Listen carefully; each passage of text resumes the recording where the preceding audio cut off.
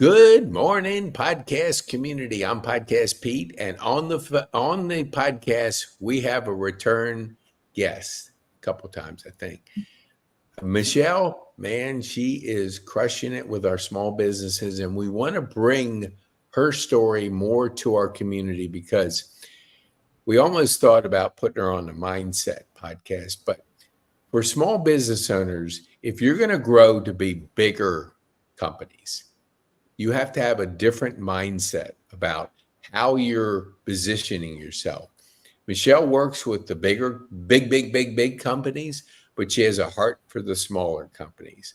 And with her skill set, I think you might see that if you can get a hold of Michelle and be able to have her help you think differently, you'll grow differently.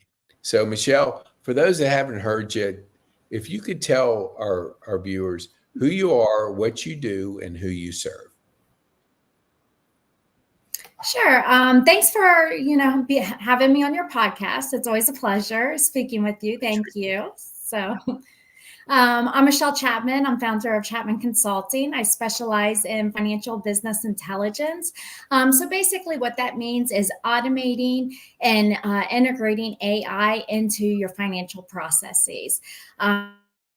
That includes building KPI dashboards to be able to automatically receive your company's data in real time on a reoccurring basis. So what small business owners typically lack is that access to their data, that lack of access to their actual information that typically takes 30 to 60 days to obtain for small businesses right now. So my business helps speed up that process to get your data in real time.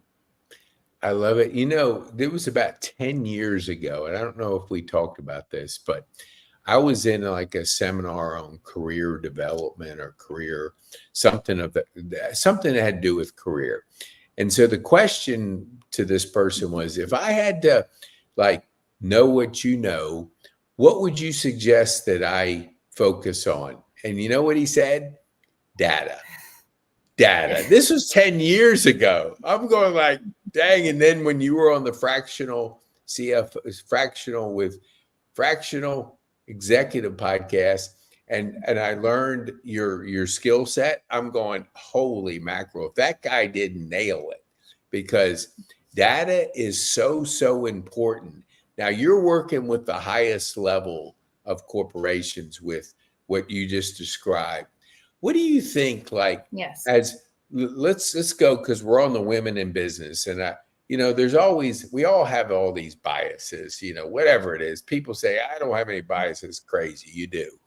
Okay. So you're a woman in business, crushing it with data and really helping small businesses really get in the right mindset. What do you hear when you're out there talking? What are they saying? Are they looking at you like you got three eyes, or how are they receiving what you're sharing with them?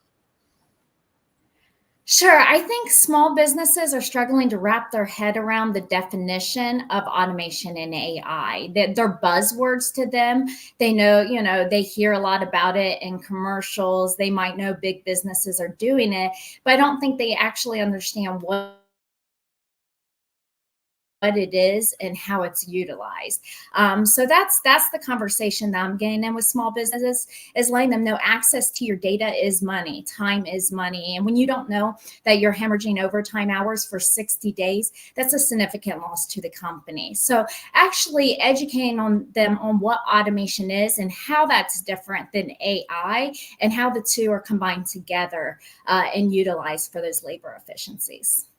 Yeah, when you say that, the efficiencies, before we got on, I was actually talking to my new bookkeeper, and I actually was paying for 18 months 2 internet bills because it's paperless, and I'm looking at a little number, and finally the guy says, which account are we going to apply this to? I say, which account? What do you mean?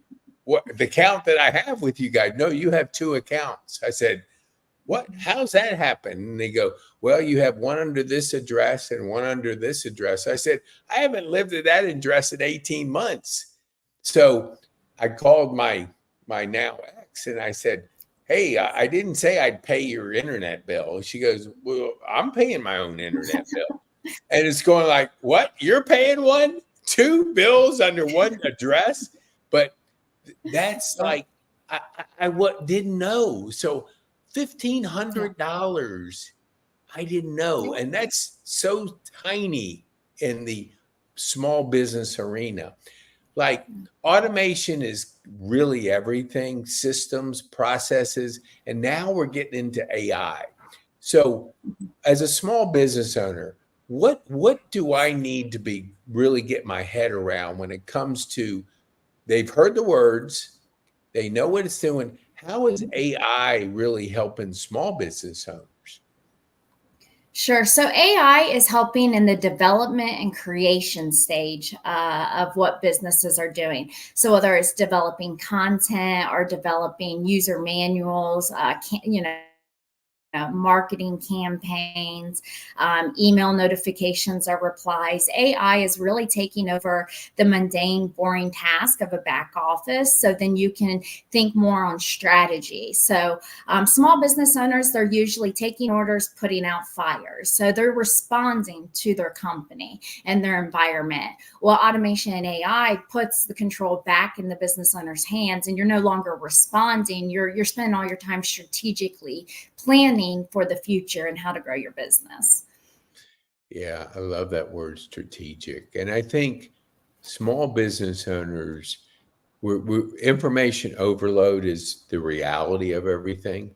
They're getting so much, they're so busy being busy. What do you like when it comes to your strategic strategy with small business owners? Mhm. Take us to like what would be your ideal client? Are they like 5 million, 2 million? I mean, in the small business arena. Give our viewers an idea of who you serve the best in the small business environment.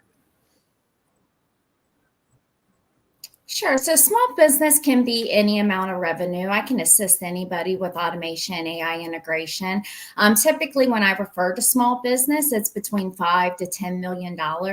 And then large business, I consider the global billion-dollar companies. So when you're around, 5 to 10 is, small, maybe medium is, $500 million revenue. Hmm. And when you think about that, it's I know you've been on the Fractional Executive podcast with Jonathan, and Jonathan introduced us. And so, the whole idea that, and we'll just talk about the fractional part because we had a podcast yesterday, is when you think about who you're surrounding yourself as a small business owner, you have Mhm. to leverage time. Everybody gets 24 hours. Nobody gets 25. Elon Musk gets 24. You get 24 as a business owner. I guarantee you, he uses his time a lot different than small business owners. So when it comes to the automation part, what like time is everything, buying back your time and really helping that small business think strategically. Mhm. How are you like working with that owner, that CEO when it comes to really putting your skill set in that environment? What's that look like for our viewers to understand? Sure. Yeah, so sure. I work with business owners on their 1 year and 5 year strategic plans. And from Mhm. those strategic plans, whether it's growth or an acquisition of another company, increased revenue, increased donations, whatever that goal strategic plan is with the company, then we set up their pillars and then their goals and their departmental pillars. So once you have the strategy of what the company's trying to accomplish, then you build a budget. And that budget is built from a bottom up line item detail, and it's aligned with the strategic plans of the company. And then when your actuals come in, you're bumping up your actuals to your budget to make sure you're staying aligned to your target. In theory, if you hit your budget, you will meet all the goals in your strategic plan for that year or that 5 years. So that's where automation again comes into play, is because you can view your actuals versus your budget or your strategic plan on a daily basis, a weekly basis. So things like the internet bill, you would have noticed because your budget may have only been for one internet bill. So when you saw your actuals came in double what your budget is, then you would immediately know. You wouldn't have waited 18 months to find out, because you would have seen that as an indicator in red on your visual dashboard that there's an error here that needs your attention. So that's how I work with them. Then it's your most important financial key performance indicators. How do we get that in front of the business owners on a daily basis? So that will be on a dashboard, and it'll be green if it's good, red if it's bad. So like you said, data overload, when you're looking at a dashboard with all this information, if it's red, ignore it. If it's green, ignore it. You're meeting budget, you're hitting your target.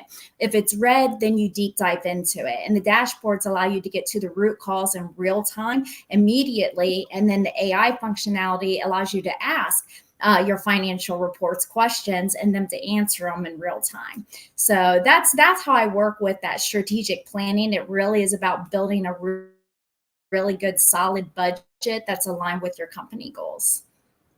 Man, that is so good. I mean, I just get chills thinking that you now, if I put it like in like my terms, simple, is I'm now in the driver's seat of my business, and I know where I'm going by making good decisions along the way.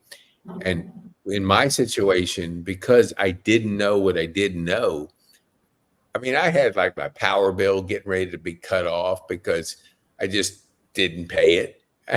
I mean, and we talked about this, and I want our viewers to kind of get a context, because your skill set is so unique, so valuable, so needed out there. And we talked about it. I don't know how it came up, but we realized that we were in the dyslexic club. So how does that thinking, because I always reverse engineer everything, and I always look at the strategy of something, and it just got developed over 40 years, whatever. How did that skill set, because I think it's now a superpower, and most people would agree once they understand it. How did that mindset create a business like what you're describing to small businesses? They should be flocking to you like you've got the key to the kingdom. So how did that help you get where you are today? Sure. I think dyslexia taught me perfectionism. And what I mean by that is, in school, when I would do my homework, then I would check it twice, and I would check it 3 times. And then I'd make sure I didn't reverse any numbers, right? So it was that pattern that I developed when I was a child of double checking, triple checking, quadruple checking. Mm-hmm. So now when I'm in finance and I'm building these complex models and formulas, that's automatic. I'm double, triple, quadruple checking. And then I actually write separate queries or another formula that's completely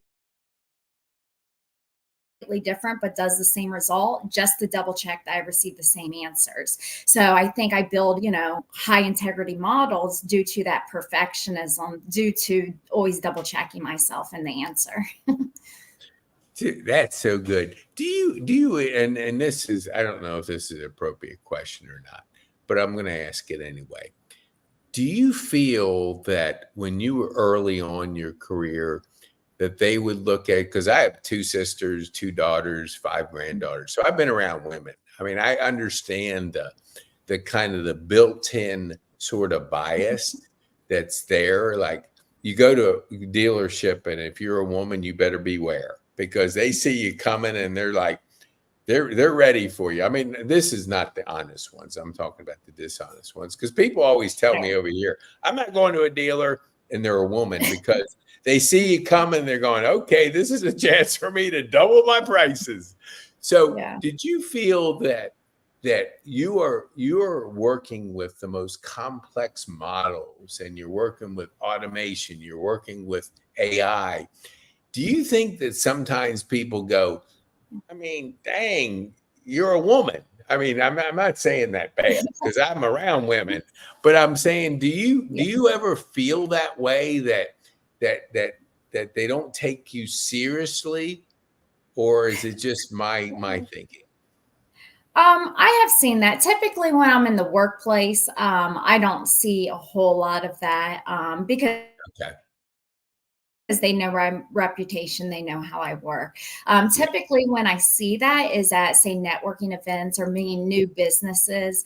And yes, I get some of that where they're going to listen to me, but they're not sure that I understand what their business needs are. Yeah.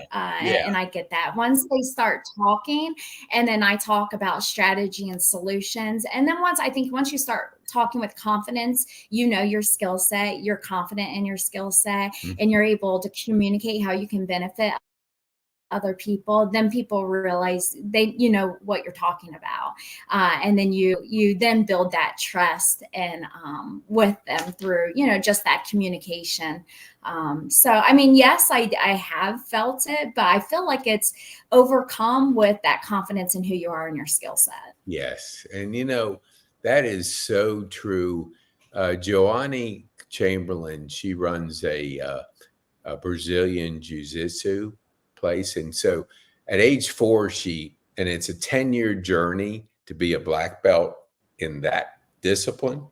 But when I first ran into her at her place and she spoke for like, 10 minutes to tell people about it, my first thought was, this is a confident person, because she talked the talk, and you can't fake confidence. It just doesn't happen. You Mhm. when you are confident in who you are, they just have to get to know you. And Tommy Stoner, Right. who spoke at our Rotary Club, he said the same thing. He said that once people talk to a person and he was speaking more into the Army Ranger, the highest level, like 30 years of it in this. Once they talk, they say, I don't know where I'm going to find a position for you, but you're hired, because the confidence in when they're asking you questions like, what would you do in this situation? You're going, okay, I would do this, this, and this. And they're going, dang, I didn't think of that. And then they're asking you another question. Yeah. How would you handle this situation? You go, well, I would just put the automation in, I would put AI, and they're going like, dang, that's that, because they can tell that you know what you're talking about.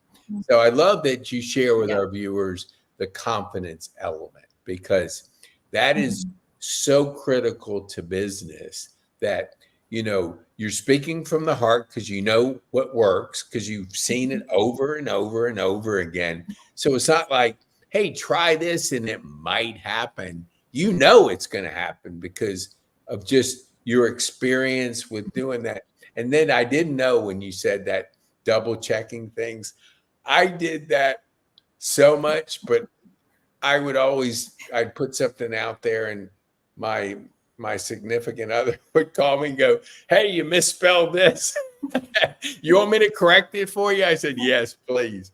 I mean, so you kind of get used to double Mhm. checking, triple checking, quadruple checking, and Yeah. it's tiring. I mean, I don't know if you felt the same way. I never wrote anything because I got sick and Yeah. tired of misspelling every other word and having to spend so much time. And this was before Alexa and all these tools are out there where you can say, Alexa, spell this word. I use Alexa 10 times during the day. It's Yeah. now going off in the background. So, no Alexa. But because now I can, one, talk into things, I don't misspell as many words. And I can, when I'm writing and I hit a Sure. roadblock of a spelling, I just ask A to spell it for me, and it does. So, so anyway, I don't know. That's kind of off the tangent. So I want you. I love. I mean, the first time you were on my podcast, man. I mean, I want every small business owner to know what they don't know, which is you. And if they can understand how you can take the strategy of a small business owner, and if you don't do these kind of things, you're not going to be a big business. You won't grow because you'll make mistakes like AT&T. You'll pay a bill for 18 months and not even know it. I mean, that's Yeah. $1,500 in my math. That's a lot of Yes. money that you just, Yeah. and that's just one bill, one. One area. Sometimes do business owners, they're so busy with stuff, they don't have the proper time to strategically make those decisions because, thinking is everything. And AI, my partner says HI, which is human intelligence. You still need human intelligence to combine with HI. Hey, look, it's not going to take away everything. I mean, I've heard those horror Mhm. stories. Maybe you can comment. When somebody says a small business owner, I don't want that AI, it's going to take all my labor away. What would you say to somebody that says that? So AI is just a tool. It can't eliminate human interaction. I would say human labor is going to have to be more educated than what it has been historically. I think free education is going to be instrumental in bringing that workforce to a higher education level. So is AI going to eliminate work? I mean, yes, but it's the routine, mundane task that really we want, human intelligence to be working on strategy and planning. So AI, I haven't seen where AI has replaced strategic goals or strategic planning in a company, so that you're still going to heavily rely on, your team of figuring out, your goals and the direction and your plans for that company. That is so good. I mean, because education is so important and understanding. You can't just get sound bites from the media and take that as gospel. You have to dig into things, ask questions to people like yourself. How is this going to affect my business? How is automation? How is KPIs? How is AI? All these things are out there, but if you don't dig into them and find out and have conversations with you, you're not going to, like Jonathan says, you don't know what you don't know. And that can be detrimental to the growth of your business and even the success. Before we wind down, I have one more thing. I went to when I first came back, I went to my first networking event, and it was at a coffee shop. And it was a couple that had opened up a coffee shop. And so they were wonderful people. And all of a sudden, I don't know, maybe it's 9 months ago or something like that. It's on my way to my golf shop. So I said, let me pull in here and see how they're doing. Nothing. They're out of business. No, Oh this no. blank place. And here's was my point. I was talking to Joanne about this on the podcast yesterday. You can put a shingle up and say you're in business. That doesn't guarantee you success. Business is hard. Entrepreneurship is hard. You have to constantly be getting better. You got to be constantly seeking out people like yourself, because if you can't strategically plan your business, you ain't going to be around. This is the way it is. The marketplace will, I'm not going to say flush, but the marketplace will expose businesses, because if you're not taking what you have, Michelle, your competitor is. Your competitors are going to be using AI, automation, KPIs, all these things, and they're going to fly by you like you're standing still. And this year, especially this year, we got a lot of things going on, chaos and just generally. So you better look for people that can really help you, because competition is competition. Nobody says like, hey, because you're this, we're going to give you the benefit. You got to get out there and perform and add value. And you add value by strategically thinking. So that I got to get off my soapbox. Correct. Okay. Before we give our information to, I'm going to put up here because I really want our viewers, and I think my VA put this up. So we're doing our first collaboration book project. Now, what does that mean to our viewers? You have to be a podcast guest to get in our book. Now, why do we do that? We want credible, good people that offer value and that are givers. I've been involved in too many takers. Takers come in, they grab, and they leave. Our community is a safe, giving community. So in this book, there'll be 30 chapters. They have to be podcast guests and 100 mentions. So if your budget is $50, you can get in there. If your budget is $500, you can get in there with your chapter, and it'll tie back to your podcast. So if you're in our community and you want to really market your business, just like Michelle, you got to get to know her and find out what your problems is, and then she'll help you to really see, by having a different mindset, by putting these elements together, you're going to be assured to grow your business. Everybody wants to be part of growth, not a business that's going down like this. So we're going to be putting this book together. It'll be finished up by the middle of the month, and then we're bringing our podcast together. So if that's something that you think my viewers want to do, then podcaster Pete Kane or call me and discuss the particulars. Now, let's go back to Michelle. Here we go. Oops, let me get rid of this. Okay. Now, Michelle, tell our viewers, how can they get a hold of you? Sure. You can visit my website at www.chapmanfinancialconsulting.com, which is there below. The email is also clientsupport@chapmanconsulting.com. And my phone number is there, 567-371-1843. Awesome. Hey, I want to ask our viewers, you know businesses out there that need to meet Michelle. Share this with them. Give them a chance to know what's possible, what they can have access to. But the worst thing is to be the best kept secret. Like, hey, I didn't know Michelle was out there. Well, share it with them. Give them the opportunity to say, Michelle, I need your services. I need to talk to you.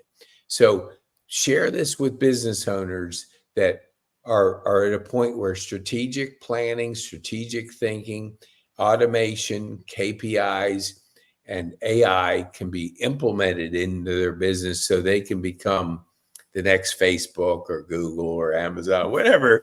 Maybe not that big right away, but you have to make those decisions, because if you don't, you'll be either a small business for a long time, or you'll be like the coffee shop, out of business. And that's not very good, because when you sign a lease, most leases I have seen are 3-year leases. So they're out of business in 1 year.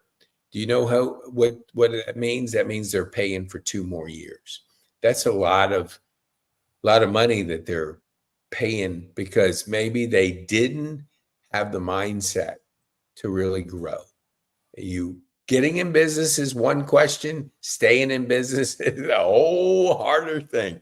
So, Michelle, I want to thank you. But before we go, tell our viewers, what would be the one thing you want them to take home from our time on the podcast? Sure. It does come down to automation and AI are the keys of the future of business. And lots of companies, big businesses, have started about 5 years ago.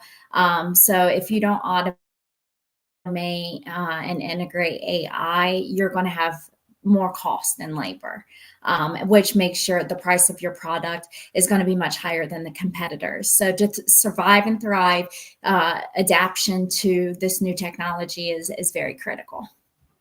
Awesome. Man, I couldn't have said that better myself. That was awesome. Thank you, Michelle, for being a guest. Thank you for elevating women in business. Thank you for bringing small business, your mindset to small businesses, because it's people like yourself that help small businesses grow. And they got, they have to have that strategic thinking and access to the best technology and the best information, the best financial planning. So thank you so much for being on our podcast this morning. Thank you very much. You are most welcome. My pleasure. Oh, that's Chick-fil-A's line.